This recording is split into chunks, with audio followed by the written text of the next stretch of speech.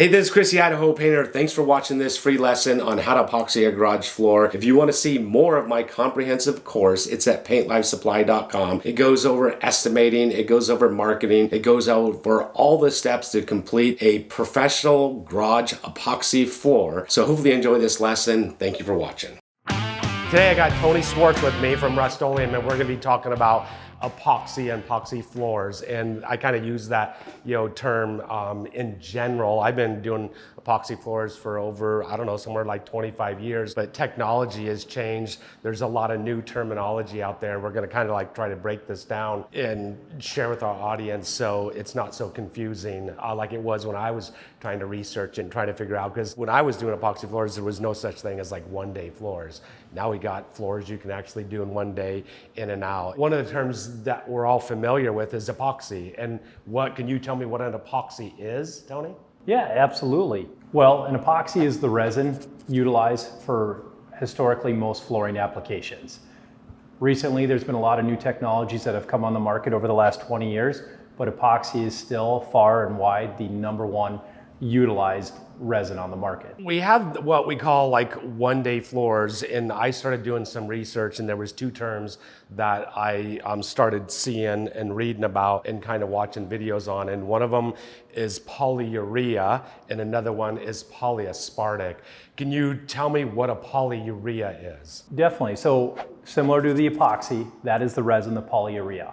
And so where epoxy historically has been used to build thickness for a coating, for its excellent adhesion to its early moisture tolerance, polyurea is going to give us a lot of flexibility to our system, meaning those micro cracks aren't necessarily going to show through as much. It also has a little bit deeper of a bond to a concrete surface, providing excellent wear and tear for the long term. So a polyurea bonds better than an epoxy? Yes and no. It's kind of a little bit of misleading. Well, I shouldn't say misleading, but there's all debate. It's tough to actually accurately tell if it is or not bonding better, simply because the pull-off test that's utilized to determine adhesion, whether that's an epoxy or a polyurea technology, if the surface is prepared properly, they're both going to have concrete failure before the coating fails. And so really the primary benefit of the polyurea is that flexibility. So the coating's actually flexible. Correct. The coating is more flexible. And I guess the simplest way to describe it is, if I touch an epoxy floor, it feels hard. It feels like a plastic. If I touch a polyurea floor, it's going to have slightly more of a rubbery type finish. Okay. All right. So that definitely makes sense. So I've never heard that before. That's good knowledge there. So the other term I hear is polyaspartic. What is a polyaspartic? Definitely. So polyaspartic is a resin again. Normally a term that you'll see with the polyaspartic is aliphatic polyaspartic, whereas epoxy and polyurea will discolor when exposed to forms of sunlight or different types of lighting. A polyaspartic is completely UV stable. And what really makes it great in these types of applications is that you get that UV stability, you can build it thick, it's more flexible than an epoxy, and so it functions really well in most flooring applications, especially garage and residential. So I think my understanding now, I'm getting a really good understanding of these three terms. So a polyaspartic, when I think it's really common now to flake your floor. You throw flakes down, on top of one of your coats, and then you have to clear coat those flakes down. And that clear coat, if you were using a polyurea, it would yellow over time. Is that true? Correct. If we were using a true polyurea for our clear coat, #1, it would probably pick up a lot of dirt because of that rubbery feeling to it. And then #2 is it would turn greenish yellow rather quickly. I've always done epoxy floors, and they've always been, colored. Is there clear epoxies? There are clear epoxies. So if you put a clear epoxy over the top of your flakes, you would get some discoloration over time also. Definitely a possibility. The epoxy resin can also be tweaked a little bit.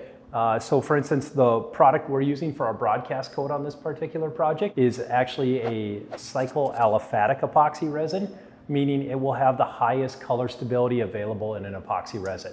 Right. Therefore, if we use that as a clear, we would get long durability out of it and a lot less noticeable discoloration than we would with say, our traditional epoxies of the past. So nowadays, traditionally, your top coat is going to be a polyaspartic because of the UV stability. So on a garage like this, if you're opening up your garage doors or if you got windows, that UV light's going to discolor the floor. It's going to yellow it over time. And so that's why you would use a polyaspartic.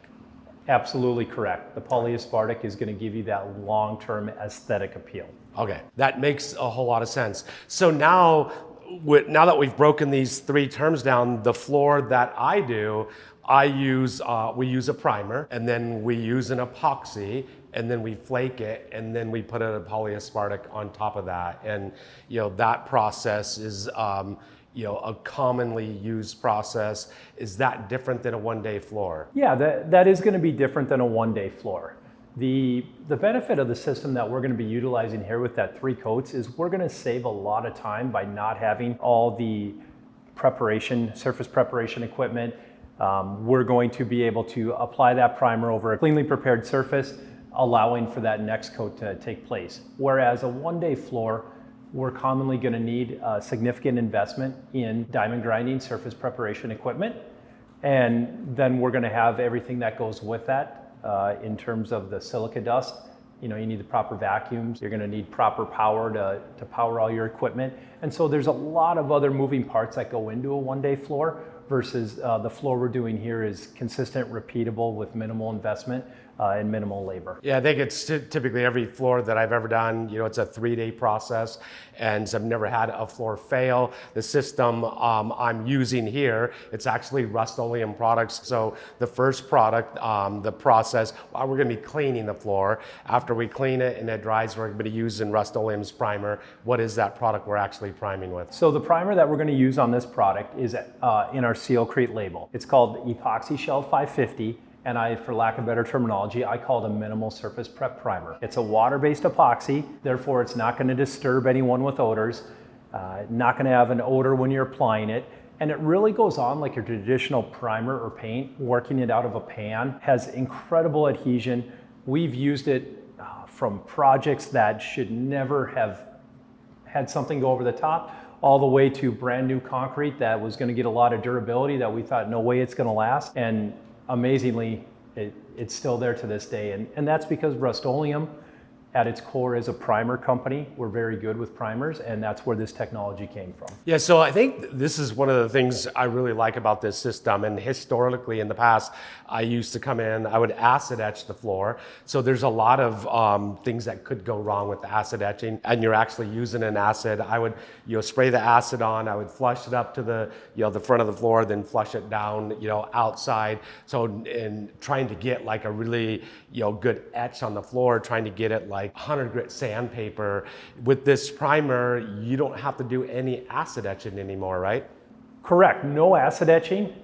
Could you acid etch? Absolutely. However, on this floor, there's a high likelihood that we have a sealer on here, meaning that acid etching solution would actually do a good job cleaning the surface, but it actually wouldn't be etching the concrete because of the inorganic-organic capabilities of those two working together. So we've got our primer coat that we're going to be putting down. Then we're going to be letting that dry. That dries 5 hours, and then we're going to be putting on an epoxy coat, and that we're going to be flaking over the top of that. So that coat that we're going to be putting on, what is that product called? For the flake coat, we are going to be utilizing the Epoxy Shell 1000 EPL, which stands for Extended Pot Life. Highlights of that particular product are the UV stability we get out of it. It's not UV stable, but it's the most UV resistant you can get, like I mentioned earlier. 60 minutes of working time, and it self-levels so much that we could literally just pour this out in ribbons on the floor and not touch it with a roller and just barely touch the piles together with the squeegee, and it would flatten out. And so we're going to roll that on, then we're going to flake it. Yep. And then how long are we going to wait till we actually scrape the flakes?